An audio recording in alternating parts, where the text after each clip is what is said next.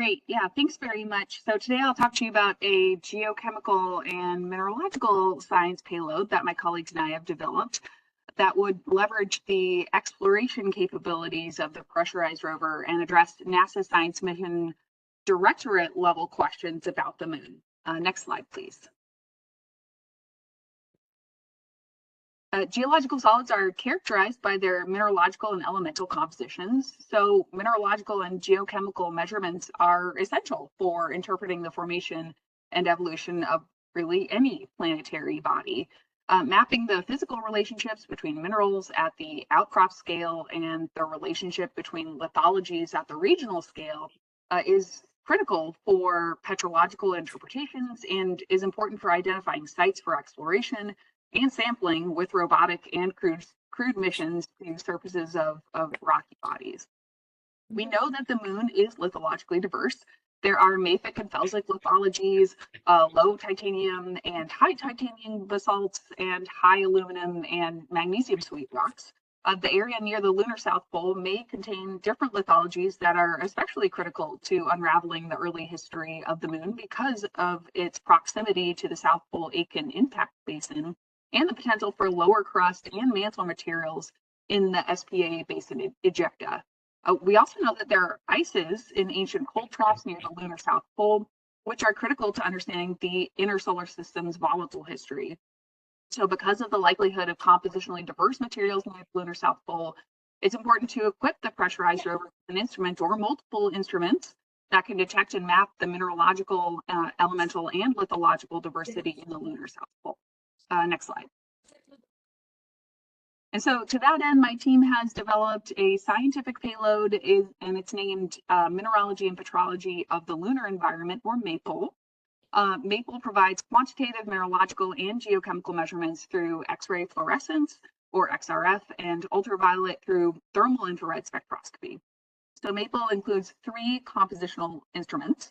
An XRF provides quantitative elemental geochemistry of rock and regolith beneath the instrument. A hyperspectral thermal infrared mapping spectrometer, or IRS, provides quantitative mineralogy of rock, and a multispectral UV visible near-infrared mapping spectrometer, or MVIM, provides information on the presence of iron 2+ and hydroxylated phases. These 3 scientific instruments are mechanically independent, but they share a central control unit. And our instrument is designed to be mounted to the chassis of the rover. And so here I showed on the front of PR, but it could also be mounted to the side or back of the rover. Next slide. And so zooming in a little bit, this cartoon shows the basic geometry and pointing of the instruments, where the XRF collects data from rock and regolith just below our payload. And the 2 mapping spectrometers can have pointing capabilities, but they are especially useful for mapping minerals in macrocrystalline rocks that are a few meters away from the rover. And so in the next slides, I'll go into some specific details about each of these 3 instruments. Next slide. The MAPLE XRF provides quantitative elemental compositions of rock and regolith beneath the instrument.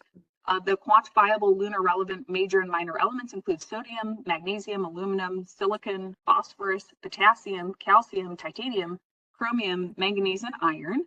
We can also quantify sulfur and chlorine and elements with an atomic number greater than 26. So not only the instrument has a 50-centimeter diameter field of view, though we can insert apertures to restrict the field of view. And so with this 50-centimeter field of view, we have a higher X-ray flux than most planetary XRF instruments, like Pixel and APXS, which are on Mars rovers, meaning we can integrate over a much shorter period of time and get similar or even better results. So on the right are 3 MAPLE XRF spectra measured over different durations with the elements responsible for the peaks labeled. And so the red spectrum was collected over only 4 seconds, and we can determine major element concentrations with these data. The green spectrum was collected over 43 seconds, and we can determine major and some minor element abundances with these data.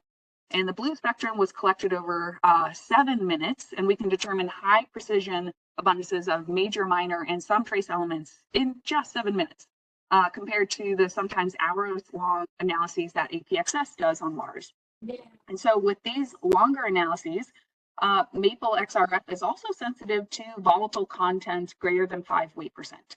So while our XRF can't distinguish between the types of light element volatiles like H2O versus methane, we could quantify the presence of volatiles if they are present in abundances greater than 5 weight percent. Next slide. So moving on to the Maple IRS instrument, it is a thermal infrared hyperspectral imaging spectrometer that can be used to identify and map minerals on rock surfaces.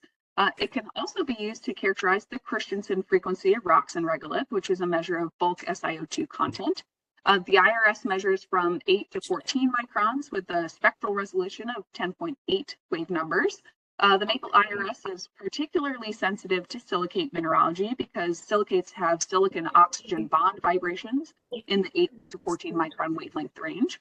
And these silicate end member spectra on the top right demonstrate that the types of minerals we're interested on the moon have distinct spectra, allowing them to be identified with the IRS.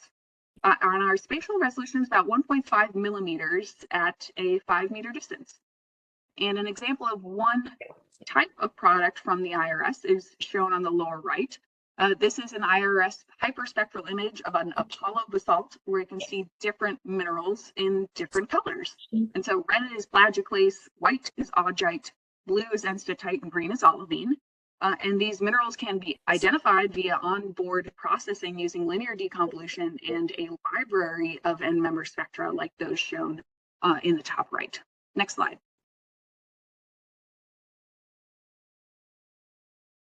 The Maple IRS can also be used to map lunar minerals at a distance, like within impact crater walls. So this is an image of the wall of Meteor Crater in Arizona, taken by the Maple IRS prototype. And each pixel in this image has an associated thermal infrared spectrum. In the lower right, in black, is a spectrum from one of these pixels. In blue is an end member spectrum of quartz, demonstrating how we can use the IRS to determine mineralogy at a distance. Next slide.